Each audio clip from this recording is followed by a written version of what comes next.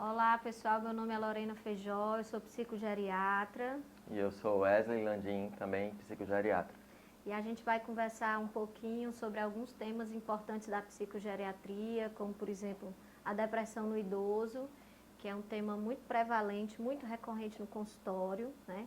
É uma patologia de difícil diagnóstico, subdiagnosticada e consequentemente subtratada, né? Bem prevalente.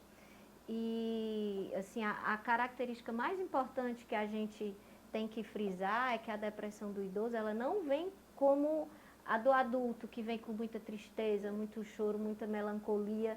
Ela vem muitas vezes com dores, com somatizações, tontura, cefaleia, dor nas articulações, dor no estômago, diversas dores em todos os órgãos.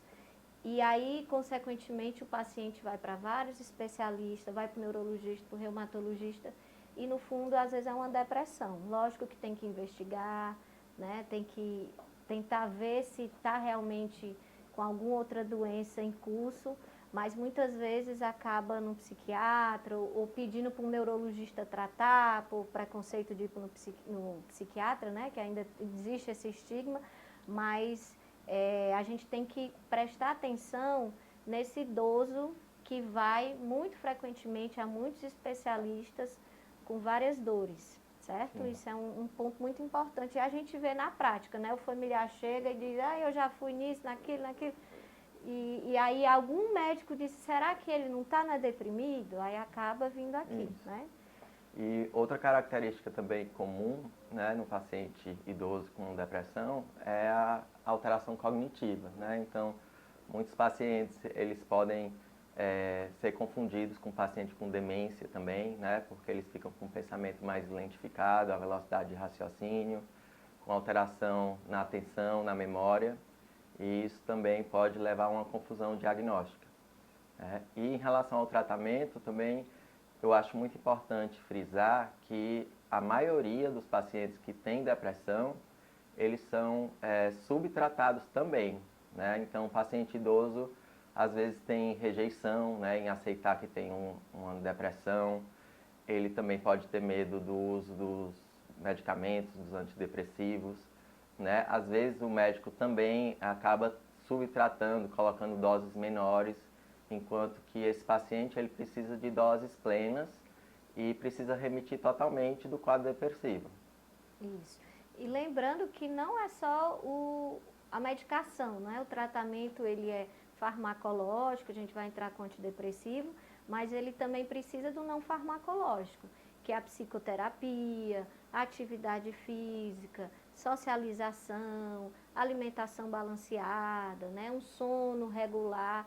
Então, tudo ajuda, não é só medicação, né? Então, É, assim, eles têm que fazer a parte deles também, de tentar essas outras modalidades terapêuticas. isso. Né? O exercício físico é muito importante, né? Ele é considerado como primeira linha no tratamento da depressão leve a moderada, né? E em relação aos antidepressivos, normalmente nós começamos com medicações inibidoras da recaptação de serotonina, que são as mais seguras e mais bem toleradas também, né? Então, a sertralina, o estalopram e o citalopram geralmente são as drogas que nós escolhemos pelo perfil de segurança, né? E a gente geralmente começa com doses mais baixas, como eu já falei, e vai progredindo essa dose lentamente até chegar a uma dose plena. E aí a gente tem que seguir todo um fluxograma de tratamento, né? Se as medicações não surtirem efeito, a gente tem a opção do ECT, que é mais para depressão refratária, que é a eletroconvulsoterapia, né? Que ela tem uma resposta um pouco mais rápida, já que o idoso tem um metabolismo lento, então a medicação pode demorar muito a fazer efeito. A gente pode usar ECT.